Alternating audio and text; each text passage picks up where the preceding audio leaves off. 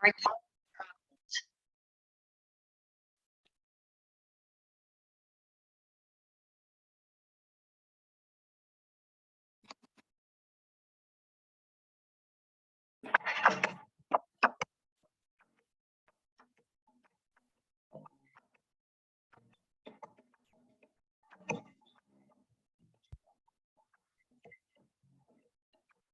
up, bro? Brother, how you doing? I'm good. What about yourself, man? Man, I can't complain. Listen to some Clark sisters, so you know I'm good. I hear you, my brother. Good to see Likewise. How you been? you. Man, once again, no complaints. Life is good. God is better. Yes, sir. Yes, sir. So Better every day. we can we can dive right in. Quarter, we good to go. All right, cool. Hello, everybody. So this is officially my first Tuck Talk. Super excited. I don't believe in calling anyone a special guest because everyone is special to me, but I have a friend of mine and a dope guest. You've seen this brother on just about every news channel you can think of, sports channel. You know his voice. You more recently know him for being married to beautiful lady, Miss Cynthia Bailey. Father, mental health advocate, again, friend. We welcome Mike Hill to my first Tuck Talk. How you doing, bro? What's up, Tuck? Man, it's good to see you, bro. Happy to be here. Honored to be your first guest on your Tuck. Yes. This is dope. Probably gonna be a different interview than you probably ever been in because I like to ask stuff to give you your flowers, and I don't do nothing bad. I don't care about nothing. It's all about the positive and the things that you went through to get where you at and to share that with people that look like us. So thank you again for being here and being willing to do it. First off, so my name is Alfonso Terry Blunt. I go by Tucky, always have since I was born. I didn't know my real name was Alfonso till I was about 3. Yeah. You go by Mike Hill, but I also know your name is James. Yeah. What is your reason for not going by your first name? That's crazy, man. The fact that you didn't know your name was Alfonso until you was 3. I didn't know my name was James until I was 8 or 9 years old. I remember it was funny because I remember one day my mom and I think it was my grandma and my aunt or somebody was like, they kept saying, James. And I guess they was trying to see if I would actually answer to it. And they was like, he don't even know his name. And I would see it like on some pieces of mail, like back in the day when your mom right name on the phone bill. Right. Like, I'm like, who is James? Right. So, and then that's how I realized my name was James. But the reason I go by Mike, man, is because it was my mom's brother's name passed away before I came along, and so they named me after him, Michael Hill. But my first name James is my biological father's name, and it was never really part of my life. And so I used to get kind of like, upset when people even call me James, especially if they call me Jimmy, which they called him. So I was born James Michael Maxwell at birth.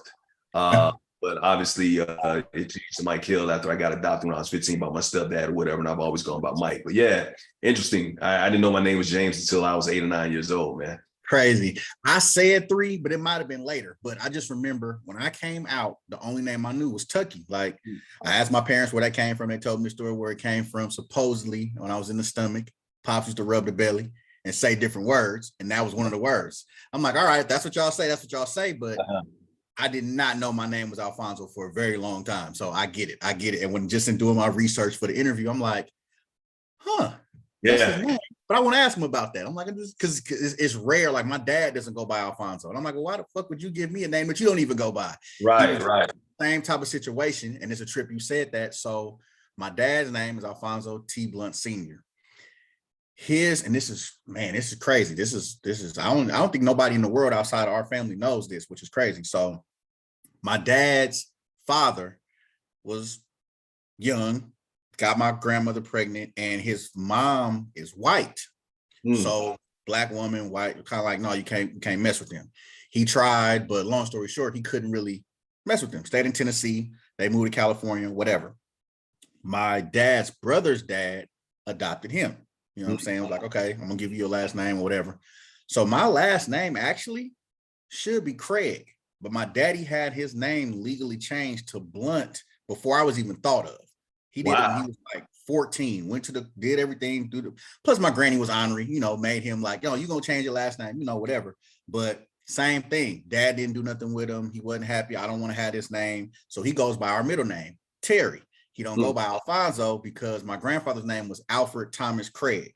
So we all supposed to be Alfonso Terry Craig, but he like, no, I'm not doing that. So as fate will have it, even with the name of the store and all that, I wouldn't be a Blunt if my dad hadn't went through what he went through. So for you to have that story and me not know that, just in the research of the names and had that super dope.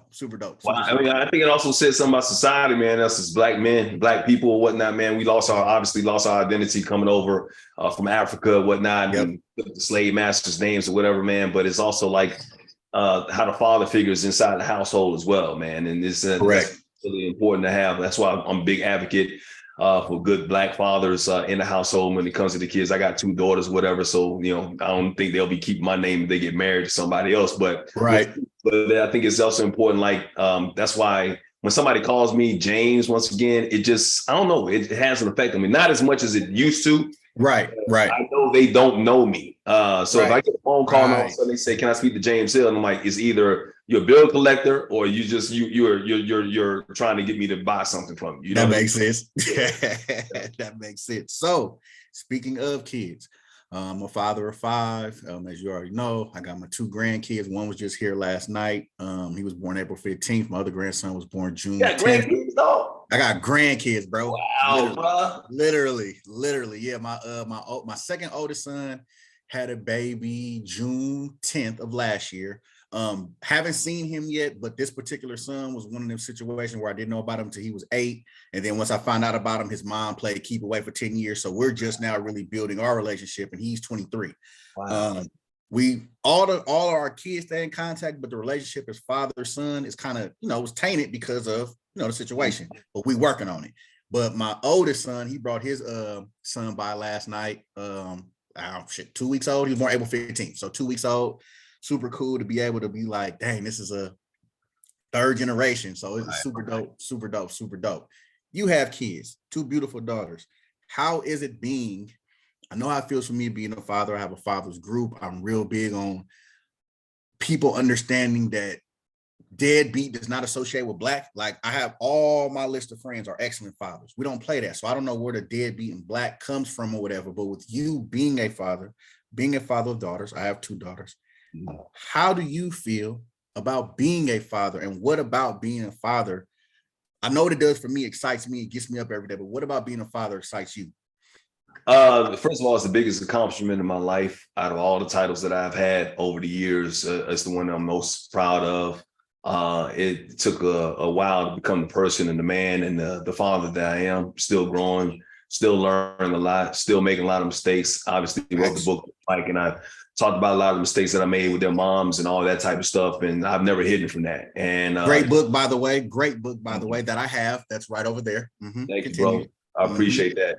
So it's like, and the things that I'm trying to make amends for, and I'm still growing, and I've never claimed to have wings on, still very honest with my daughters, whatnot, with everything that's going on. But it's also, you're talking about that with the emotion I have is what it motivates me, because I want to provide for them. I want to pass down generational wealth. I want to be able to put them in a position that I wasn't able to be put in growing up, because my mom, obviously my dads weren't in my life in that way. My stepdad was there, but he spent the last 9 years of his life in prison for murder for hire and all that type of stuff. My biological father, like I said, was never in my life. But I want to be able to put my daughters in a position that I wasn't, or my parents weren't able to put me in. So that's the motivation, man, to be able to still go out there and provide for them, to make sure that they understand that they're queens. So that they understand that they don't have to settle for anything, that they know their worth. And I told him the other day, I said, look, man, don't get with somebody that I used to be, like I used to be. And still, once again, still growing, man, still learning a lot, understanding it, understanding that, just because you've changed and you're not the person you used to be, doesn't mean that you're perfect. You know what I mean? So I'm very honest with them about that. And so that's, once again, like I said, the greatest accomplishment in my life is to have 2 beautiful, healthy, beautiful, productive young ladies in society. I love to hear that. So like for me with my 5, I I came into a step parent situation. I don't believe in step parents. I've been around my other kids, well, my kids, since they were 6 and 4. They're 24 and finna be 23 now. When I first met Kim, my chaps, remember I told you about the 8-year-old? I didn't know nothing about him until me and Kim had been together 3 years. So the first child I thought I had was my son, Mael. I met Kim when he was 3 months. So he's only known her. We've been together his whole life. You know what I'm saying? So with me having kids, first of all, it's like you said, it's one of the best job, or whatever you want to call it, whatever, best ever. And it's one that doesn't have an instruction booklet. You take what you like. My dad says all the time, you take what you like and leave the rest. Both of my parents were crack addicts at one point in time. They taught me things that I like, and then they taught me things that I didn't like. I don't apply some of the stuff that I didn't like to my kids, but I've had to learn, like you said, and constantly learn and be willing to learn and be willing to talk. Can't speak on your situation, but I'm pretty sure you're only 10 years older. We were given our opinion at a certain age. We weren't allowed to question. I allow my kids to question respectfully. I asked them their opinions. I need to know what's going on with them. Mental health wasn't a thing, and we're going to talk about that because I know you're big on that, but mental health wasn't a thing talked about in our house. We didn't know about mental health. I actually have wellness checks with my kids once, twice a week. You know what I mean? These are things that I've adapted to learning. I'm like, okay, this is what we need to do. And then one of my homeboys just said something about it last night. Actually, not even my homeboy's son, my nephew. He posted saying that you think you're a good parent. Have you asked your kids, are you a good parent? Say you love your kids, but do your kids know that you love them? I said, damn, that's deep. You know what I'm saying? I know I asked my kids, I know you get your cards on your birthday. Hey, you done everything for me. We love you. But I said, maybe I need to ask that. I need to add that to my repertoire to ask. You know what I'm saying? Like, are you okay with my parenting? Can I do better? And I do stuff like that. Like, you know, because again, I have communication with my kids. How important is that to have an open line of communication with your kids? Again, not disrespect. I'm not dealing with the fuck you, mom, fuck you, dad. Right. Like I do it. This ain't that. But having an open conversation about, like, my oldest is going to be 24. It's our first grandkid. Kim had a baby. She had 2 kids by the time she was 17. You understand? So we're doing something right to keep our kids on that front, not having kids, whatever. But how have you dealt with, and, you know, what are your takes on having that open line of communication with your kids, and how important is that? Very open. Like I said, everything about me. That's why open mic. I'm open, man. I'm very transparent. Very, like, I will tell you. I will tell them how I fucked up with their moms. I will tell them, you know, what I'm doing as a person to try and navigate, you know, dating now, you know, now that I'm divorced or whatever, and moving on and being with somebody else and all that type of stuff like that. I will be very honest about where I am in my life and where I am with them. Like I said, I will be friendly with my kids. They don't know well that we're not friends. You know what Facts, I mean? As they should. It could be an open line of communication, but it will not be any kind of disrespect. They will know that I'm their father, and I'm going to be a father. So you're going to treat me like a father. Now, if I'm not there, I'm a deadbeat, or I'm like not in your life, or not asking you about your mental health and how you are, you know, when it comes to dealing with things that's going on in your life or whatever, and I don't care about you, yeah, that's one thing. You ain't got to respect me that way, but I am doing the things necessary. I had to learn how to be a good father, man, because it's no book. There's no instructions. There is no book, and people don't understand that. It's like, you know what? My thing growing up and when I was a kid was like, I always wanted to be in a position where I was able to give, once again, my kids everything they need and most of what they wanted. I wanted to be a better parent than my dad was to me growing up. That's all of our goals. Yep. All of our goals, just to improve on that, to make their lives better and make that happen or whatever and stuff like that. I've been able to be successful, but there were things along the way where I thought, okay, because I'm providing financially, that I was that. That's not it. That's not it. More, man. The currency, the emotional currency is so much stronger than any kind of financial gift that you can get to your daughters or to your sons and whatnot. Being there for them and telling them how much you let them know that they can come and talk to you about anything. My kids, they can come and talk to me about anything, whether I got 2 girls. Do I want to hear them talking about, you know, they're active? I want to hear them talking about what's going on with, not necessarily, but I need to do that.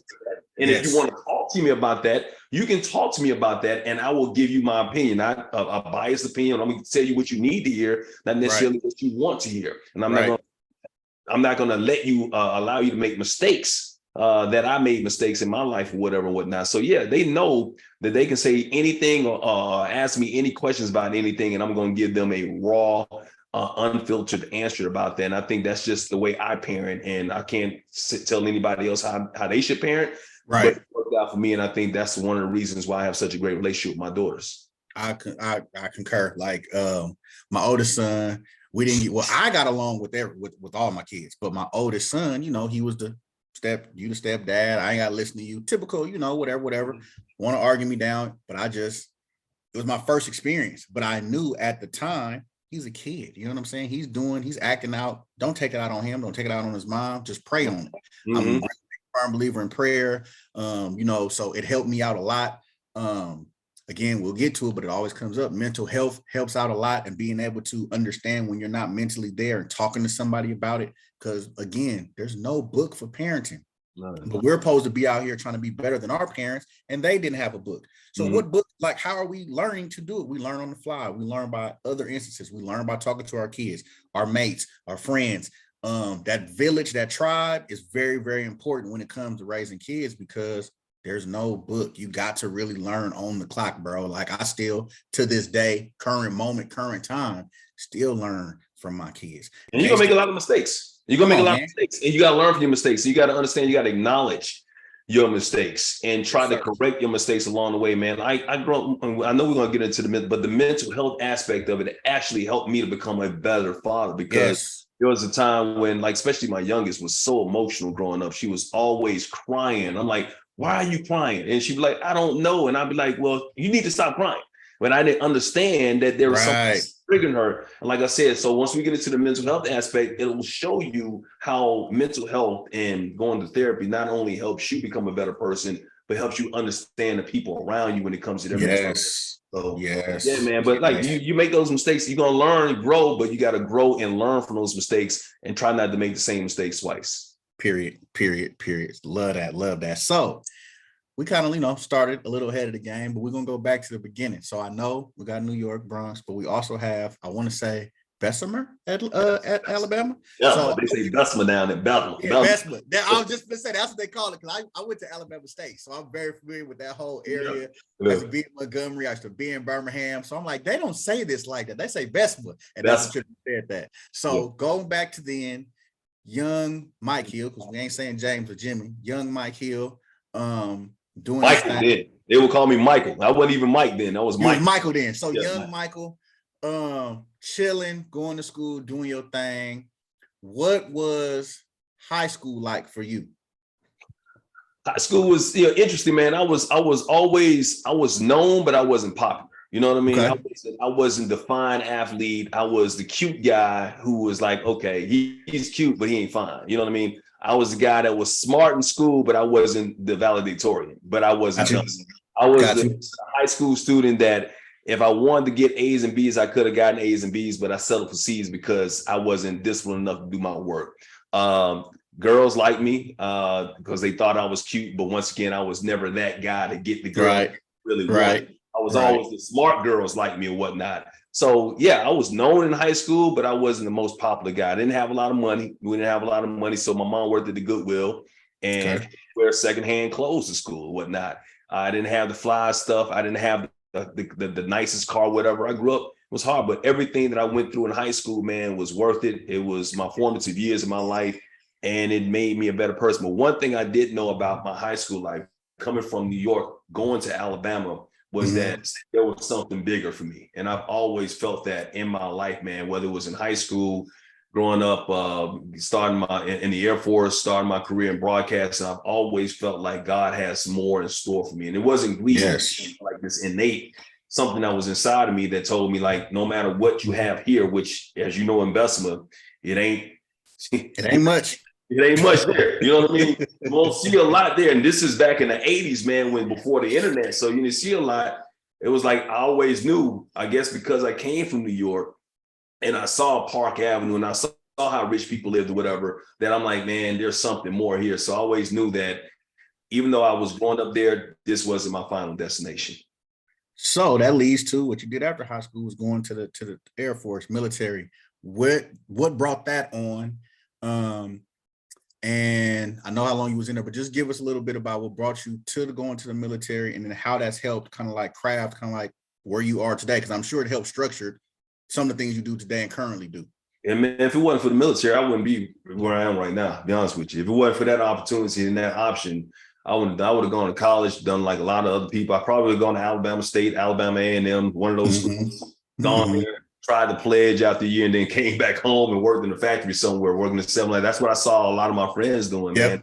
Yeah. It just wouldn't have worked out for me because I didn't have that kind of discipline. Then my home situation, the way it was with the abuse that was going on in the house, and my dad and my stepfather and his situation and everything that was going on, it wouldn't have worked out for me. So the Air Force, it gave me that option, and it kind of saved me. And the reason I went in is because I had two male cousins that I looked up. I didn't have a lot of male role models. Okay.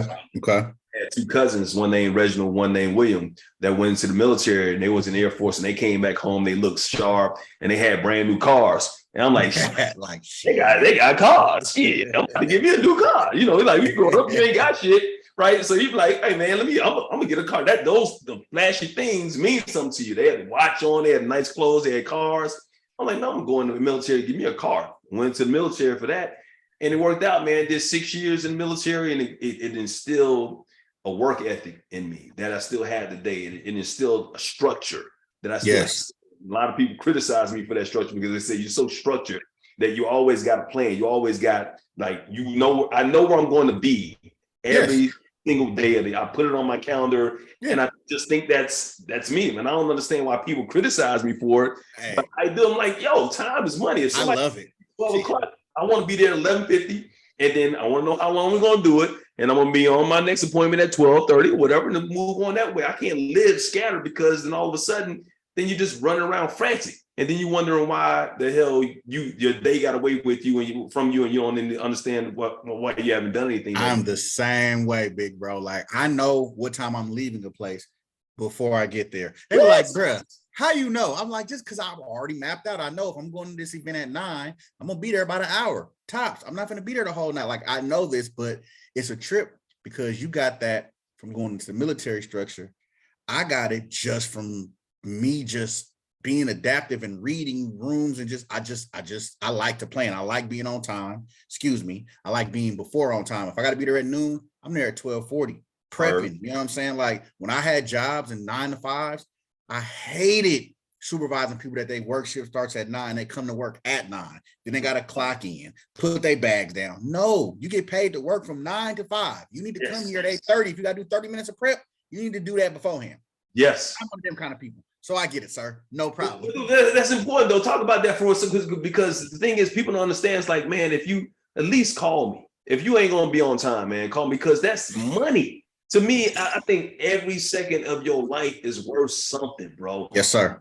30 minutes. If you're gonna run, I don't mind if somebody's running late. If you're running 15 minutes, 20 minutes behind, just say that. So I'm not sitting there waiting for you, and then just, it's not built in time. I hate this whole, Black people time or whatever, stuff like that. White people, ain't no CP time. Ain't no just late time, people, bro. It's just late people time. Just late people. That's my money, because in that 15 minutes, I could have been doing something very productive.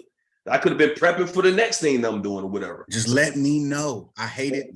Hey, we on the same page. I agree. That's why I am when it comes to the military, man. I don't fold my drawers in those 6-inch squares no more and do all that and tuck my sheets a certain type of way. But once again, time management and structure, man, and teamwork. That's what it's also a respect thing. Respect my time. You know what I'm saying? Like, if I'm giving you my time to do this and we supposed to be linking, if you're not going to be there, stuff happens. I get it. But let me know. You know what I'm saying? That just comes with the territory. So real quick, I'm going to pay some bills. Shout out to Blunts and More, our main sponsor. Shout out to the Happy Lounge, Grizzly Peak Farms, and G-Pen. If you're looking for your G-Pen and G-Pen accessories from Grinko Science, log on to gpen.com. If you want to tap in with Blunts and More, go to bluntsandmore.com. We are live and direct with Mike Hill on the first Tuck Talk. Welcome again, Mike. Thank you for being here. We've talked about a little bit.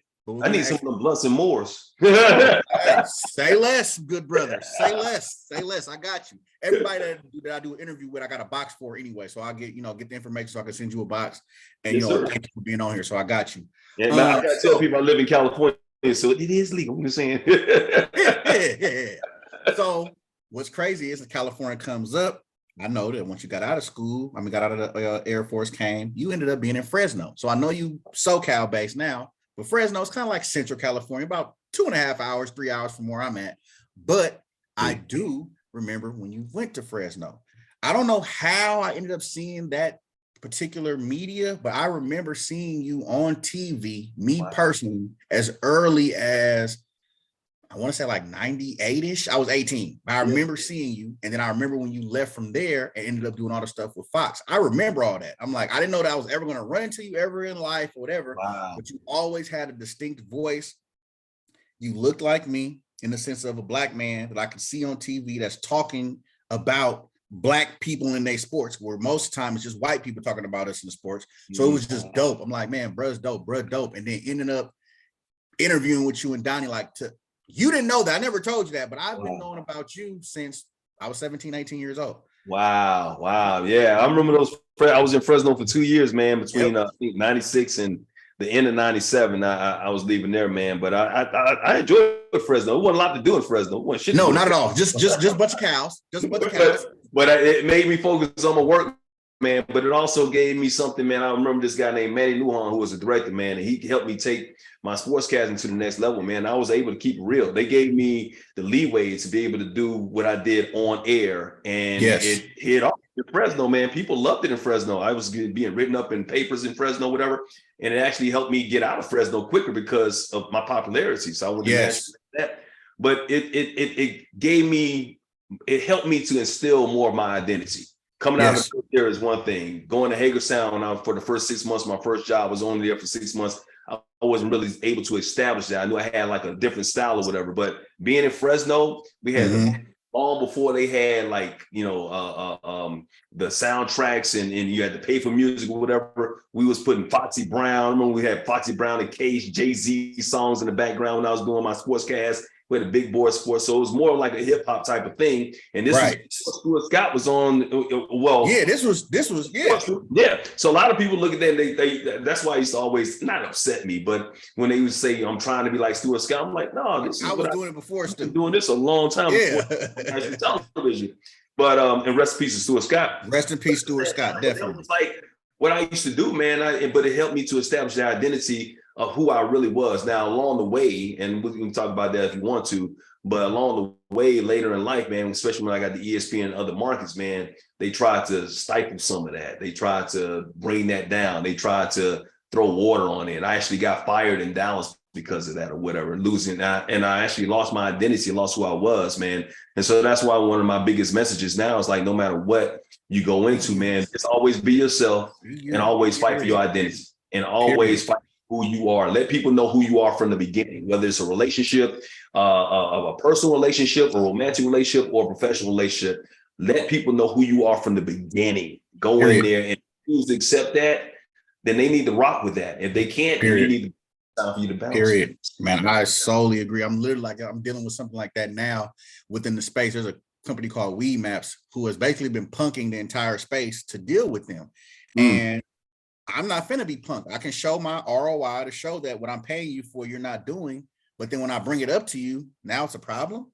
I'm doing wrong by holding you accountable. We can't do that. And now some people in the community say, well, Tucky's too loud about it. What am I too loud about? About them not doing their job? I got to be quiet about it.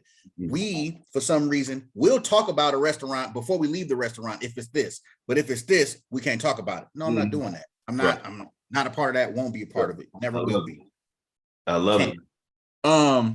So you do Fresno, you come up out of there, you land on your feet pretty well. I mean, there's 2 Emmys that I know of, to my knowledge. In Nashville. So it's just like you go from where you are, you end up, you're back in the South, you're doing your thing, you land. How does coming into the ESPN and to the Fox realm, how does that happen? So when I was in Nashville, man, once again, I left Fresno, kept that momentum going in Nashville, and that's why I won the Emmys. And then, just kept doing my thing, man. And then some bumps. What's crazy is, man, like I always say, sometimes your biggest burdens turn out to be your best blessings, right? So first 5 years of my career, man, are wonderful. Like all of a sudden I'm in Nashville, I'm being written up. I don't remember if you remember the Source magazine. So the Source magazine, they had a Source for Sports. They wrote about me in a national magazine. I wasn't even on national television, but I was in the local I market. remember that, bro. I followed you since then, so I remember that. Like, yeah, Thanks. yeah. So it was like people, like it was my star was rising, even in local markets, man. And people always told me that you're going to end up on ESPN. And what's the thing? People don't realize that I never wanted to go to ESPN because I heard about how hard they work. You know, you're in Bristol, they don't pay you anything. I just had too many friends that experienced that. And I'm like, you know what? I'm good in these local markets. I'm doing right. I'm stay here. People know who I am. I'm making okay money. I'm good. I'm fine, man. I'm like a little local star or whatever. But, you know, the path it took just took me. And so I was had an opportunity to go back to New York and work for a regional Fox Sports network. Yep. Then 9/11 hit.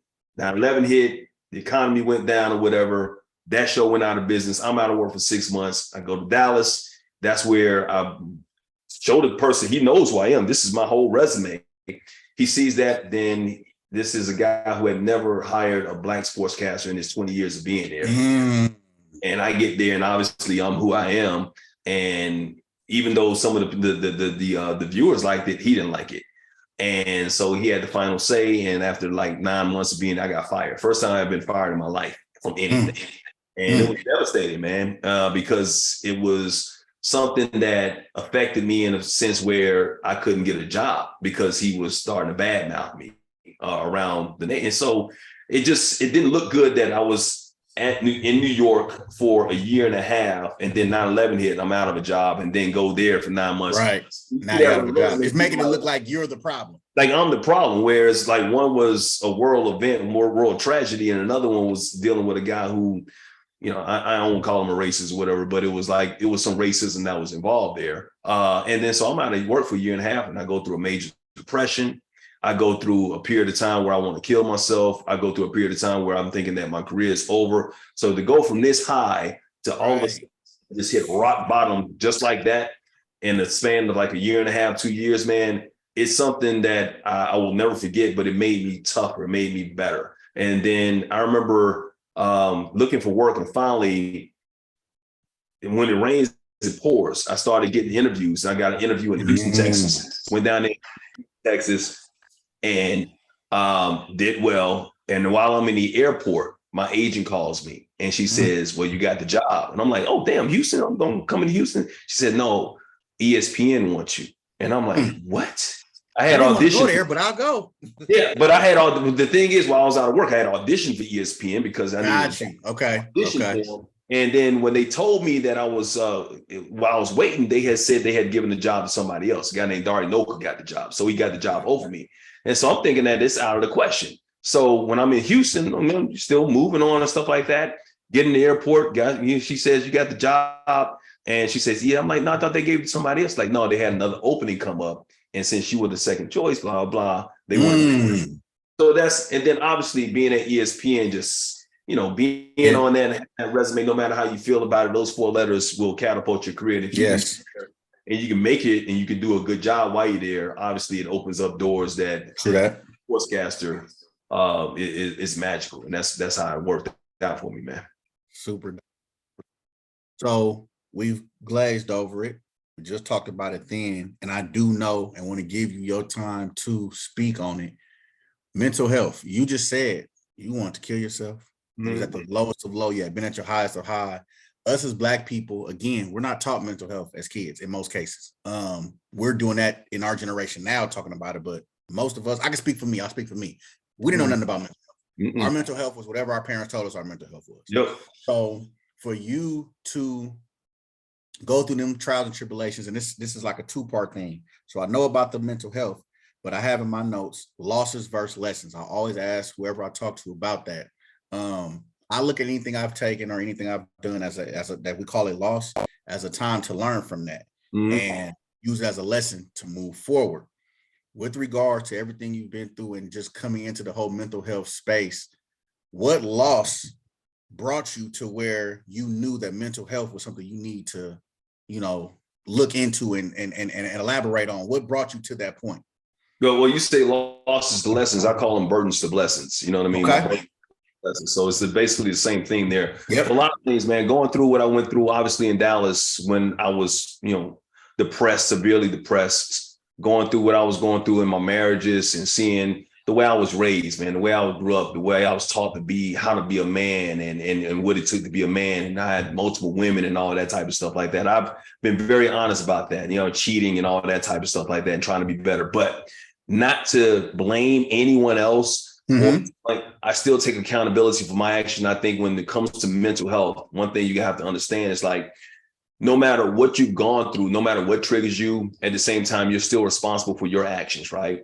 But you still need to find out the why to try and make yourself better so that you don't commit these same mistakes before. So some of my burdens, obviously, from a professional standpoint, some of my burdens were from a relationship standpoint, already being without my first child, because me and her mom were going through a divorce when I found out she was pregnant. That was tough for me. And it was still something that's impactful. Now, I think back when I was a kid, what did I want? I wanted to be there and provide for my child. To be there for your kid. That hurt me. I can't. That hurt me. Now, as a man, like we're taught not to talk about what hurts you or what's emotional. So did I go and get therapy when I needed it then? No, I didn't go get therapy, even though it was being offered to me. I remember somebody even offered, like, you need to go see a therapist. No, I don't need to talk to anybody. I'll give it to Jesus, which is always good or whatever, but you need those conduits, these angels that Jesus put down here to help you out, right? So I didn't need that.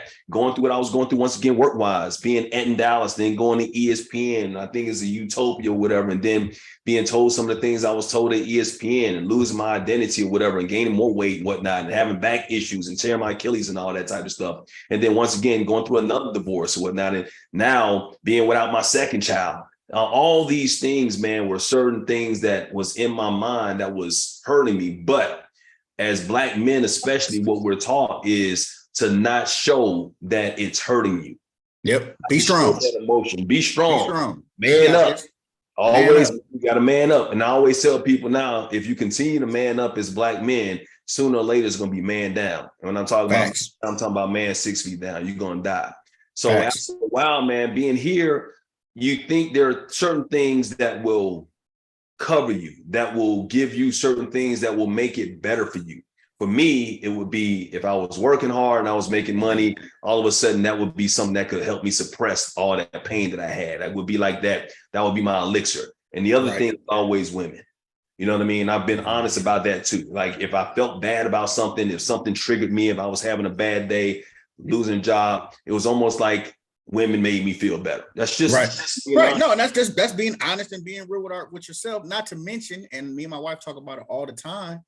Not to mention, men. I believe men are wired to want more than one woman. When you find that one and you cool with her, you end up being cool with her. But my wife, I love my wife. She thinks like a nigga. She was like, you don't think that sometimes we attract to other people too? It's okay to be attracted to other people because they're other humans. But it's what you do with that attraction. You can look all day. You can look all day. But don't touch. You know what I'm saying? I respect that about her. Like, she's like, dude, I don't have time to do whatever. What's done in the dark will come to the light, but I'm hoping you're not doing nothing. But at the same time, I'd be an idiot to think that I'm the cutest person that you'll ever see in your life. You're going to look. You know what I'm saying? And I'm like, I respect that. You know what I'm saying? But us as men, we don't kind of want to hear that. Who else you looking at, bitch? You know what I'm saying? We don't want to hear that. But I gotta respect. That's why I'm 17 years. That's why we've been together, because I respect that. I'm like, I'm glad that you think like that because you understand where we coming from. I hate the fact sometimes, not now. We've been married since March 3rd. March 3rd was our 17th year together. We finally got married. I honestly can tell you, Mike, and I told her this, when we actually said I do, I felt that shit in my loins. Like, I felt it because this was my person. I've known that I wanted her to be my person forever. When I met her, but we didn't get married because we ended up getting Section 8. I'm just keeping it a band. Once we got Section 8, it was like, if I marry you, you know the Section 8 goes out the door. But if we keep the Section 8, we can rob Peter to pay Paul, stack our chips, raise our kids, let's do our thing, and still love each other. She's like, all right, cool, we'll do that. So to be able to have that partner and feel that, I want everybody to be able to feel that love and emotion. You've been through a divorce, you've been married before, so you've been through, the highs and the low as far as like, divorce, whatever. I'm just glad to be able to have a partner that understands us just as well as we can understand her. That's all we ask for, is people to understand, because people don't get it. Like, we'll go fuck somebody just because. I don't have to, I can be married to you, love you, care about you, all the shit, and go fuck her. Yeah. And there are different reasons why people do it. And people Exactly. like, why do men cheat? Why do women cheat? There are a lot of women that cheat, a lot of that do it, Yes. men. Don't get me wrong. I'm not blaming anybody for anything. You do what you do, whatever, man. Period. But it's so many reasons why. And that's why we get back to mental health. It's like there are reasons why. For me, once again, I had to ask myself why it was. And it went all the way back to when I was 15 years old. Hey, I couldn't trust. I could not trust women. I did not trust any woman I was with, man, to feel like, okay, before you fuck me, I'm gonna fuck you. Yep. Before you screw me over, I'm gonna screw you over. So it's almost to me, it was almost like an insurance policy. And then secondly, it was almost like for me, it was a matter of feeling inadequate in certain ways. Once again, it was always like a drug for me. It was like some people, when they felt depressed, they'll go to cocaine or they'll gamble. They always had a vice. For me, it was like a woman would make me feel better because a woman would say, oh, you're so beautiful, you're handsome, or whatever, and like tell you all the things that you want to hear, that you needed to hear. You're a king, tell you that king shit, man. And it would just bring, once again, totally wrong. Totally right. wrong. No, I get it. Yeah. But I'm just telling you, I got to talk about my past in order to make my future better. And I talk about my past and what people don't understand. And I got a lot of heat because I was on a reality show and people just, give me this label and I take the label.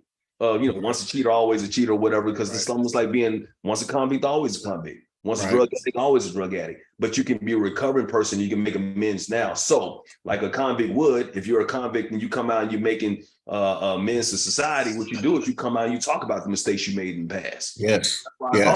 Mistakes I made in the past or whatever, so that I can help make myself a better person. Still not claiming to have wings on, but still make myself a better person. But at the same time, make it better for the future generation to let these young men know this is not what it takes or who you are to be a man. As a matter of fact, I didn't grow into my manhood until I'm 52. I didn't grow into my manhood, start growing into my manhood until I was 46, 47 years old.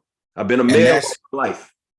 I've been a straight man all my life, but I didn't start growing into my manhood until I was 46, 47 years old, when I realized that what I've been doing ain't being a man. That's just being.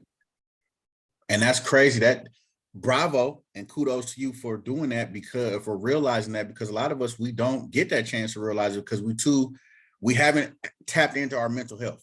Yeah. That's why a lot of us aren't cognizant of, oh man, I am fucking up. Oh man, this may not be right, because we haven't really tapped in. That mental health is key. And that's another reason why I love what you do and how you speak on it. And just it's valuable for us as Black people to understand, one, that therapy is fucking okay. It's more than okay. And then two, it's okay to say something is wrong. It's okay to cry. It's okay to have emotions. And this is for the Black man, because we're taught we can't do that.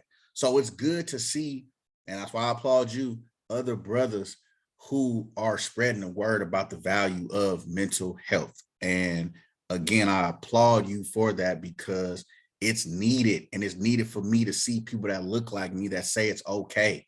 Because most of the time that's the thing. We didn't see that. We didn't see like us growing up, but we were taught that if you showed any kind of emotion. I remember one time when I was playing baseball when I was a kid, and I got hit in the face by the ball, and I'll never forget it, man. I was crying. I'm like, hurt. Hell yeah. Shit, it hurts. I'm bleeding. I remember my stepdad is saying, don't be no F word. You know what I'm saying? Stop crying. I'm like, all right, man, I'm trying. I got hit. Come on, dude. You show me, give me a hug. You know what I'm saying? I ain't saying make me a punk. I'm not gonna be a punk, but it's nothing wrong with giving somebody a hug and say, okay, it's gonna be all right now. Toughen up, dry your tears, and get back out there and take another ground ball or whatever. Sometimes we're taught that that's the way he was taught. Yes, we gotta break that cycle. So the more people like yourself, like me, using our platforms and talking and saying, hey, you know what? I'm proud. I'm gonna have bad days. I have good days. I've been emotional. You know what I mean? It does, because I got emotion, doesn't mean I'm emotional. It just means I have emotions. Right. And that women need to understand that as well. Because when you're because the thing is, I tell people all the time, the key to us and our mental health is women, the acceptance and the safe spaces of the women in our lives. Because what don't we do? Facts. We do everything in our lives. The reason we get our haircuts, the reason why we dress a certain way, the reason we go out there and make money, reason why we drive these nice cars, reason why there are certain things, everything we do pretty much in life is for the acceptance and the approval of women, for the most part. We don't do it for each other. No. Women to do it for women. Hey, some of these niggas nowadays are doing it. Like, oh, who are you dressing up for? Like, have you been out lately? The clubs now are just booths of people flossing bottles on each other. Like, what is this shit? But they flossing bottles on each other so that they can attract who? You think they yeah, because they That's want what it should be. That's what it should be. to come to that table, whatever. That's what they want. You know what I'm saying? Now, some of them, to each his own, do what you got to do. You know, no hate, no shade. Nothing against that. No shade on that. But I'm saying it's like still. So when it comes to our mental health, man, if we got a woman out there that's saying, "Oh, you weak," or "You small," or you a female, I need a real man or whatever, you doing something like that and whatnot. Now, it's one thing to be a crybaby, act like a punk and stuff like that. Right. It's another thing is to express like, hey, man, this is how I feel about that. Right. When women start feeling like, okay, that's sexy, and women will tell you that's sexy. Yeah. More men will do it. More men will accept it. Yep. That's, man, super dope. So what's next for Brother Mike Hill? What you working on? Man, honestly, man, I'm in a space, and I gotta be honest with you, bro. Because you my dog, man. I'm in a space of waiting, man. I'm like, what I'm working on, I'm still at Fox Sports. I do that seasonally. Right now, I don't have a full-time gig, man. But I'm not ashamed to say that because God. Oh, that's dope. Yeah, that's dope. Because I'm in a space, man, where I'm hearing, I know something's coming, but it's prepared. I'm getting my mind, my body, my spirit right. I needed time off, man. I've been working since I was 17 years old, nonstop. And it's like, man, what I went through in the last year and a half, man, if it wasn't for the things I've been through in the past, and it wasn't for my therapy, it would have broken me, bro. Right. I mean, dark space. I went through a divorce. I lost 4 of my friends to death. I lost a job last year in March or whatever because of bankruptcy or whatever. So all these ups and downs, I've had this happen to me in spots over a period of time, but not all at once. And so it's been a very emotional, trying time, man. And but God needed me to be in this space in order for me to prepare for this. So what's coming, man? I'm still doing some things behind the scenes. I got a production company called Thrill of Entertainment. I'm working on this documentary for this Bay Area superstar. I can't say much more about that, but it's that's coming. And still I'm waiting for a talk show. I want a talk show. I want a platform like this. And I don't say I will have a talk show. I will have a talk show like when I had on Mike and Donnie's show, a bigger platform. Basically, and a lot of it will be advocating for mental health, man. Just something that's enlightening, informing, and something that's going to change the world, man, and make people think and make people change. 2 things with that. 1, you're gonna get it. 2, I'm finna start going on a lot of speaking tours to talk about a little bit of everything from cannabis to business to mental health to fatherhood to being a husband, just getting with different groups of people and doing different speaking tours. I would love to have you a part of that if you're interested. Absolutely. Because I'm trying to get people sponsored, like all these people that want to throw money at shit that's actually going to help our community. And let me show you how to do that. And then we could work with each other. So I'm finna utilize, my voice with these white brands to help take us across the country to talk the shit that we need to hear. So I'll keep you posted. And cool. Let me see. I think I have one more for you. So we caught up. We did that. Oh, it's random. What is your favorite song? Ooh, my favorite of all time. What I like, my favorite song. I gotta break it down to categories. So my favorite rap song is "You Don't Know" by Jay-Z. Okay, I love that. I like "I Will Lose" is like my motto. That's like I hear that I can go. And then just my favorite overall song, probably Prince's "Purple Rain," man. It's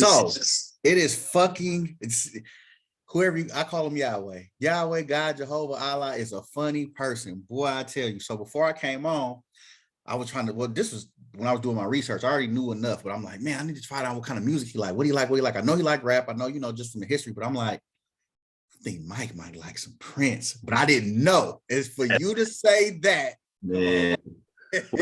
So I'm dating this lady, man, and it's like the girl and my lady, and so she's not a Prince fan, dog.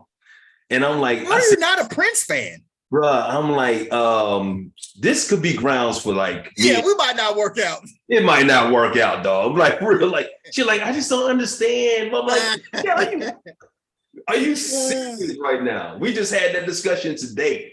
We just That's had this. funny. You kidding me right now? You don't like, I don't know. That's I'm like, funny. everything That else is matches up, everything's funny. great and all that type of stuff, man. But yeah. Oh, you know what I forgot to ask, and this is this ain't what is kind of like second to last question, but this is something that I think is key too that I seen that you spoke on briefly, but you've dealt with and dealt with, to me, in my opinion, dealt with well because of the stuff that come from being on a fucking housewife type show and the accusations and this is that and the other. I'm proud of you for sticking through that and not letting it. I mean, I know you said you went through a point of it and what you had to deal with, but not letting it consume you enough to where you just like fuck everything. Because I knew the you I talked to and got to know, and I knew, the history I knew about with Cynthia, and I knew you was working on what you had to work on. And it's just when you're on TV, negative sales. So as long as you're the one being looked at negatively, that's all that matters. Even though Cynthia got your back, even though she's saying we're good, all you're going to hear about is negative Mike. So one, kudos for you being able to deal with that and bounce through that. Shout out to Miss Bailey for being able to, ground you in that, because you've always told, we talk. Y'all that's watching this, listening, we talk. I've hit him, concern as a friend, man. I hate to hear that. Hope y'all work it out. If y'all don't, be friends amicably, all the shit. Y'all have done that. With that being said, how, and I know it's a mental thing or whatever, but how was you able to really deal with the world? It's one thing for your family to know, for your close homies to know this is what I'm dealing with, this is who I am, so to speak. But for the whole world to be calling you this, how? I think I know the answer, but how was you able to deal with that and then bounce back from it and be where you are now? And then keep that, don't forget that. But I also want to tap in and tell you that you not being at work right now, it's a great thing. One of my mentors, he's about your same age, from LA. He does cannabis up here. And his store is closed. It got robbed in 2020. He hasn't opened it since. I'm like, bro, when you open it, we need you open. He like, Tuck, I'm really cool. I'm enjoying this time, not doing nothing. Same thing. I've been working since I was a kid.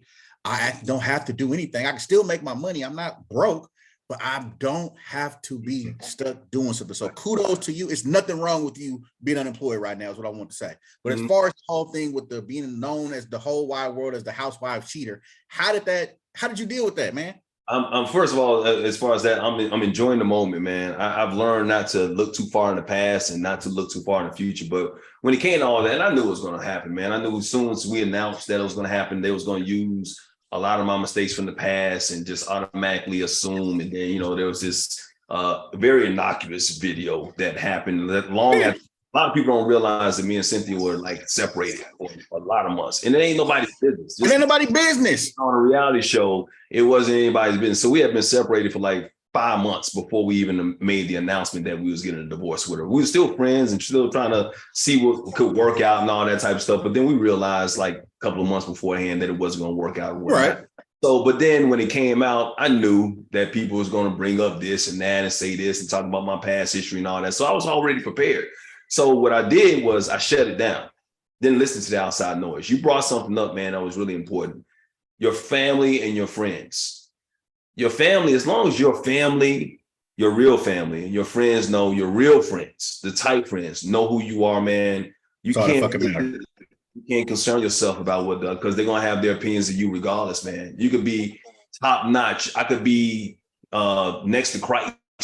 I could be something to say. I could be baby Jesus' uncle. You know what I'm saying? Never committed a sin in the past. Like people criticize Jesus, bro. Yeah. They were like, okay, why he walking on water? He can't swim. You know what I mean? Yes. So yes. People always got something to say, bro. So it's almost like I've learned over a period of time that I can't worry about what everybody said. Now, what I admit, does it sting every now and then? Yeah, you see, right.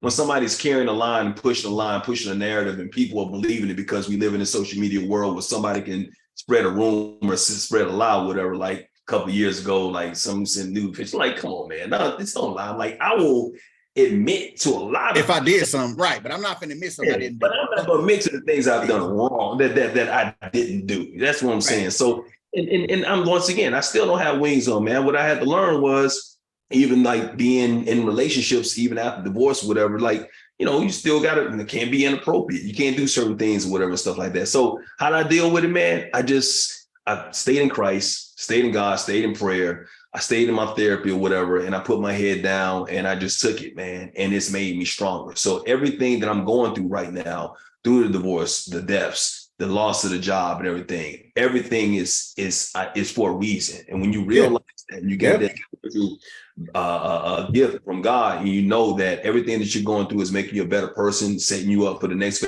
phase of your life, man, you don't concern yourself with it. I firmly believe that. I believe everything you do, every person you come across is for a reason.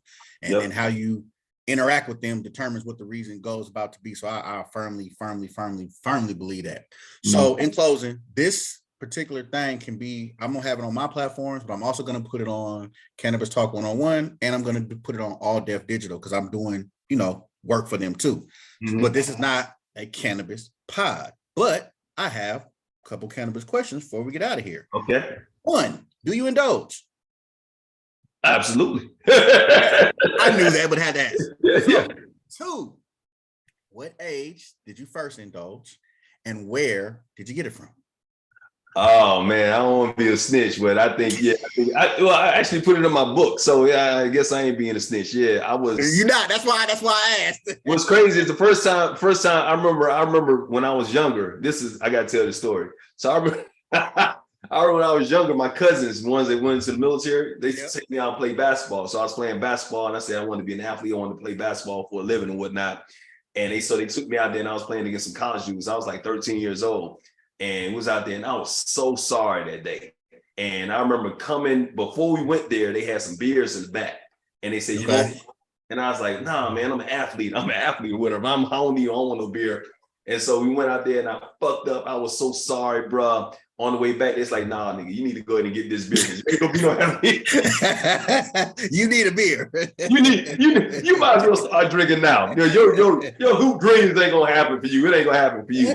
So like, over a period of time hanging with my older cousins, man, they introduced me to the first time I hit some weed or whatever, man, and all that type of stuff like that. Not condoning it, not saying that that's what people do. No, we all grown. So I gotta throw that out there. But that's when I was younger, man. But I have asthma, so I don't smoke a lot, but I do gummies and edibles and stuff like that, man. It just kind of puts me in a good space, especially being a creative too, man. If you right type of strains or whatnot, it puts me in a zone, man, to help me create a lot of stuff too. Super dope. That's it, Mike. Like, this was dope. This was amazing. I appreciate your time. I always appreciate you being able, people that don't know, I met this man personally. It's been about 3 years ago. So now, when y'all was doing the stuff on Fox, and connected with Donnie on some Instagram stuff on the Fluke, and then seen they had the show. I was supposed to be interviewing with the preacher dude, Dr. Sean. Yeah. And Donnie was like, "No, you don't want to go on this show. You want to come on our show." So I'm like, heck yeah, because I fuck with Mike. I'm like, I'd love to come on there. So to have that relationship, do what it do, and then it still be a cool relationship. When I hit you, you didn't hesitate. Even when you and Sent was together, I said, would y'all be willing to come on, you was like, hell yeah, because that's something else a lot of people don't talk about. Black marriage should be talked about. You should be able to have a pod or something to talk about people that's being married and what it takes to stay married, be married. Also what it takes, and brings up divorce, but you're still friends with your ex. So being able to talk to you over these years and build a friendship with you, I appreciate you.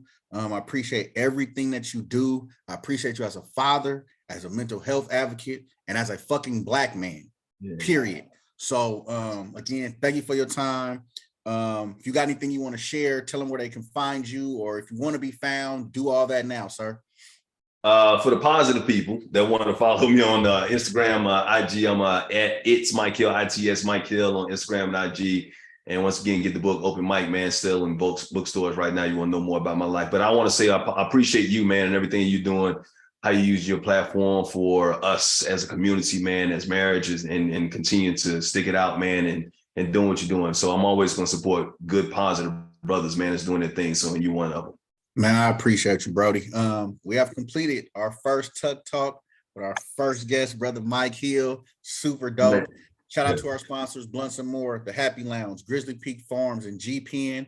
Shout out Mike Hill. Y'all make sure y'all go get the book Open Mic. I have a copy right over there. And that's it. We out. My man. Don't leave just yet, bro. I'm just gonna stop the recording.